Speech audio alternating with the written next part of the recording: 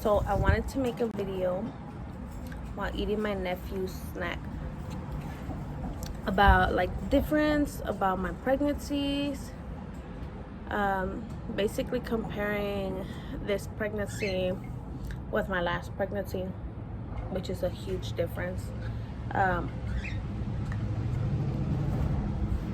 cat. ¿Dónde? No, que tú me vas a rasguñar. So, I would say there's a huge difference because of the fact that this eyelash is bothering me.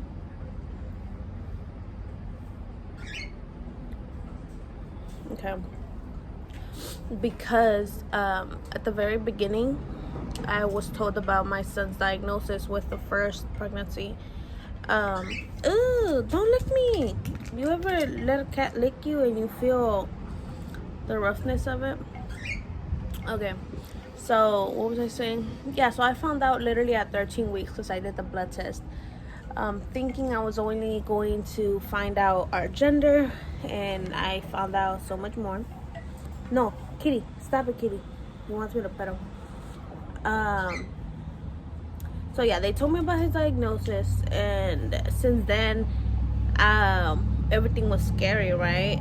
Kind of ruined the whole gender thing, for me. Kitty, okay, I love you too. Back up. Back up. Look, if y'all don't believe me.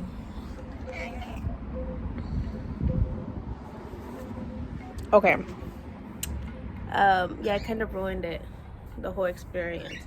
But okay, so one of the huge difference that I had for me, like with this pregnancy, I always expect bad news. I don't know why, which I shouldn't, but my last pregnancy kind of like scarred me or traumatized me in a way with thinking I'm always going to get bad news, because that's what I got with my last pregnancy.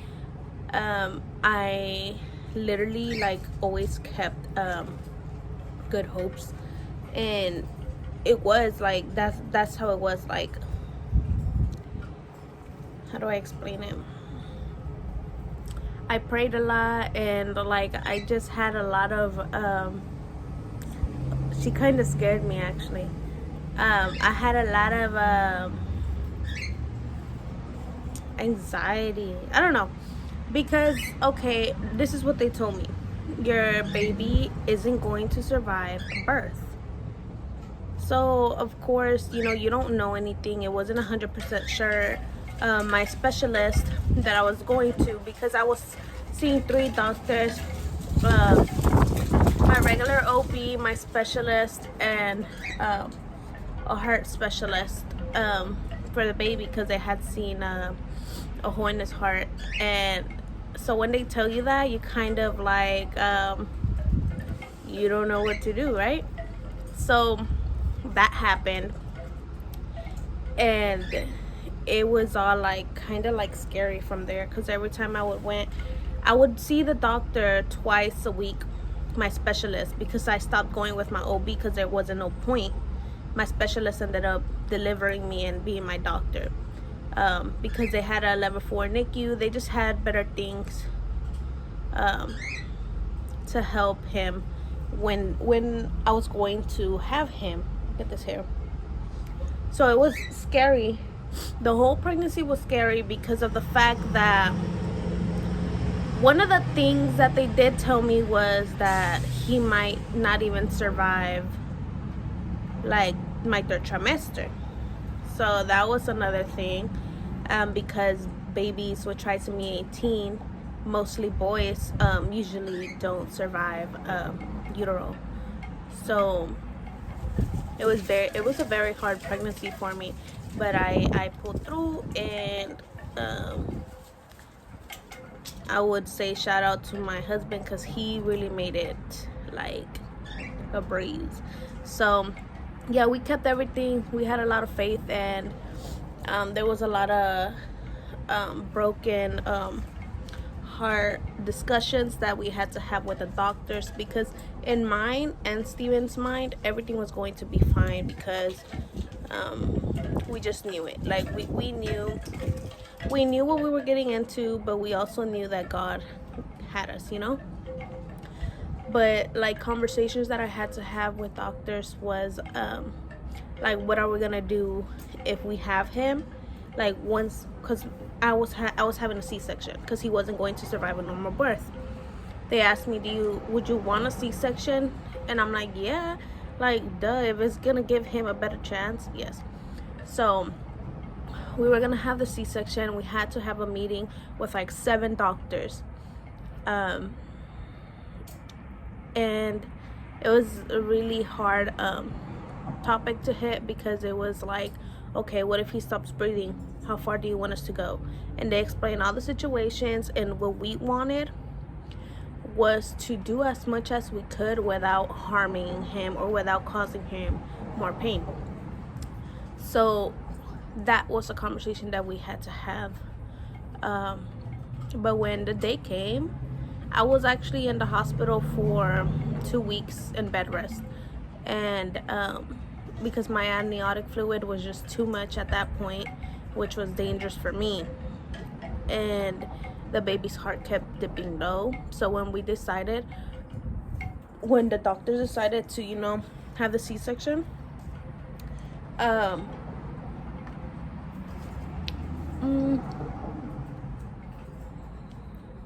the type of person who likes to argue the opposite thing. Even if I agree with you, I just want to argue with you.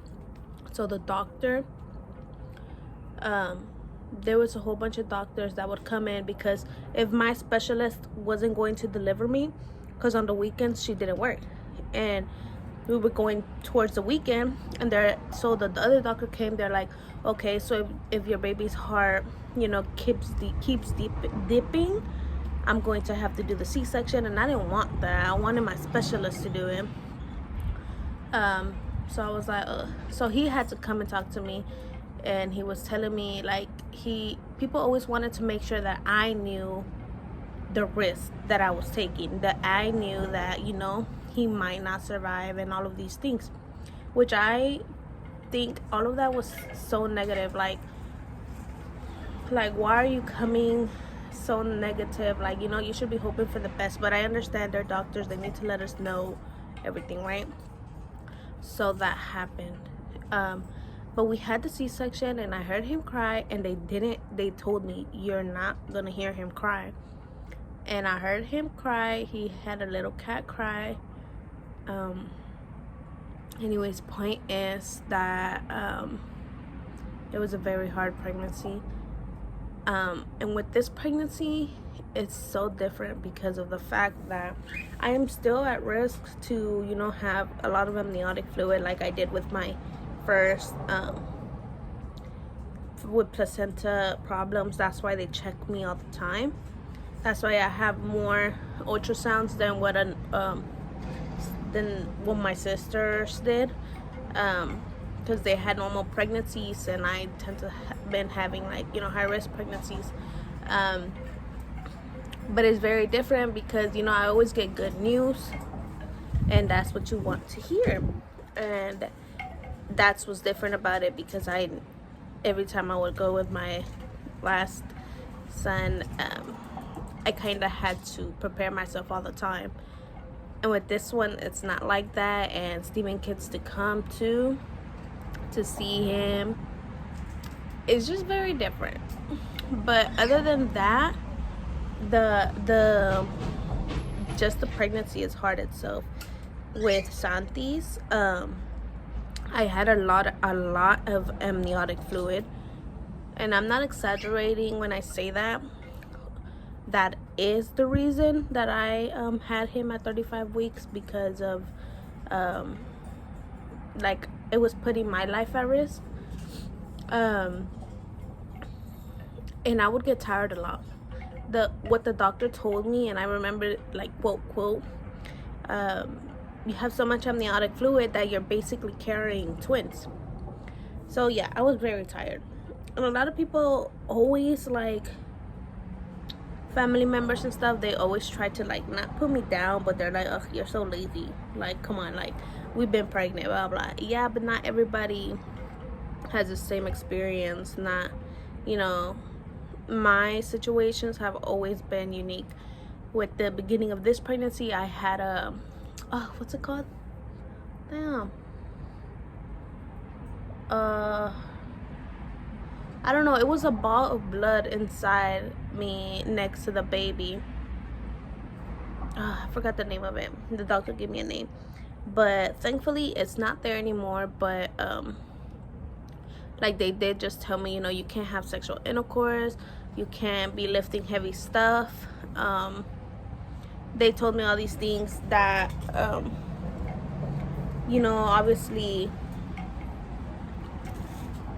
the people who tell me stuff aren't there to hear. So they think I'm just, you know, being lazy just to be lazy, but I'm not. Okay? But it does bother me a lot.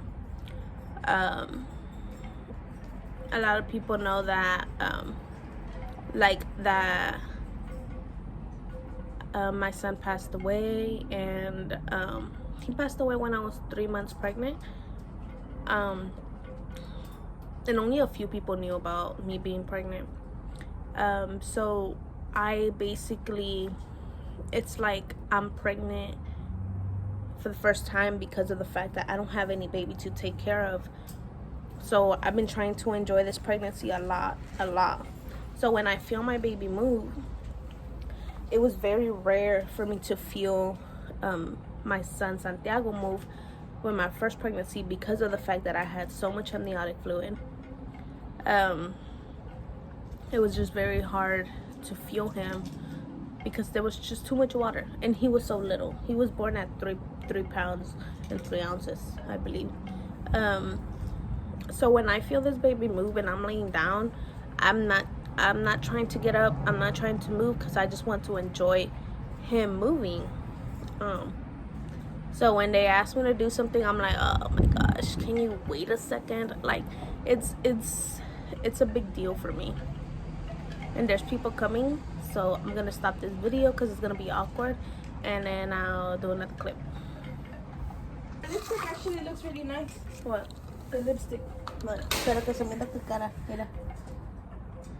No. What is that? Fungus. But no, because look, I don't have Yes, it. it is fungus. Well, now I'm not gonna post it. Fungus. Yeah.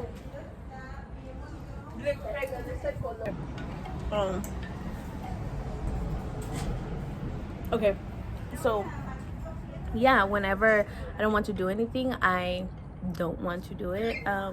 There's a lot of reasons behind that. One, I'm tired. Okay, the doctor said that my baby is 2 weeks ahead,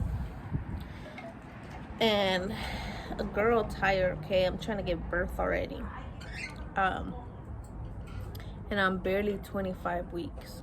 Well, 26 weeks. When I post this tomorrow, I'll be 26 weeks.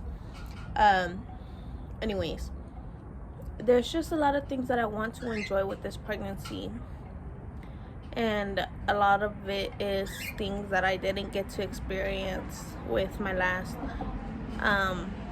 So it's very sentimental for me. Like, it's not even about like not wanting to do stuff. It's just it's sentimental to me to be able to get to do that.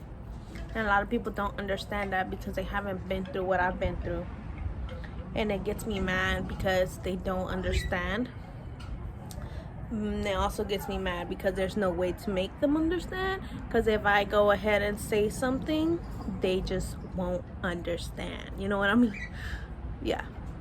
So it's crazy, it's hard, because with my last pregnancy, like, I never knew when was the last day that, you know, I was, you know, I don't know how to explain it, because I think for normal pregnancies, like most people have, they just can't understand the feeling of having a chance at losing your baby when you already have a huge chance. I understand there's other things like miscarriage or, you know, stillbirths.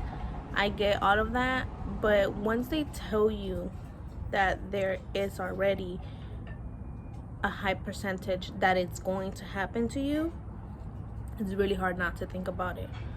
And with this pregnancy, I'm not having that problem, so that's why I am enjoying what I can, because I'm not gonna be pregnant for at least 2 years, okay? Because I'm trying to get a VBAC, and I can't have a VBAC yet because I mean I got pregnant 6 months postpartum, so I have to have another C-section. But yeah, I just wanted to make this video kind of like to give you guys, I don't know, just to tell you guys about my first pregnancy versus now, how everything is good. I know a lot of people want to ask, but they don't want to ask. My baby's healthy, so everything is good. We're just excited to meet him. We have the name. I'm not gonna tell y'all. It's been a pretty great experience to be able to, you know, think, oh my gosh, I'm gonna get to do this with my kid. We did that with Santiago, of course we did. It's just very different. I have these talks with my husband because nobody else understands except me and him. I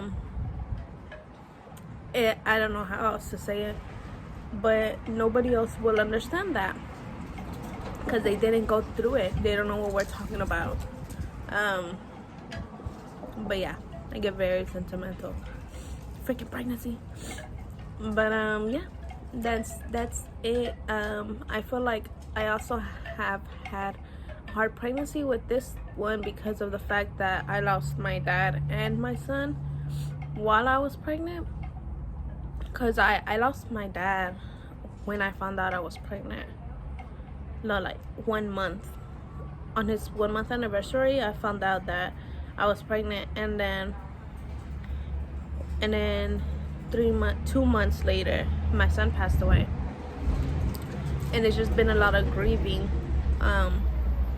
through this pregnancy, and I try not to because I mean they say it's bad for the baby to be sad all the time, but sometimes you can't control him, so my bad. But yeah, that's been a struggle, but it's been okay. But yeah, guys, that's my first versus second pregnancy. I think that's what I'm gonna name this video, because at first I don't even know what this video was going to be, but I think that's what I'm going to make it. And I can't think about anything else. But yeah, like I was saying, it's pretty nice to think like ahead and have, you know, that that thought of like, oh my gosh, we're going to get to do this, you know. It's an amazing feeling.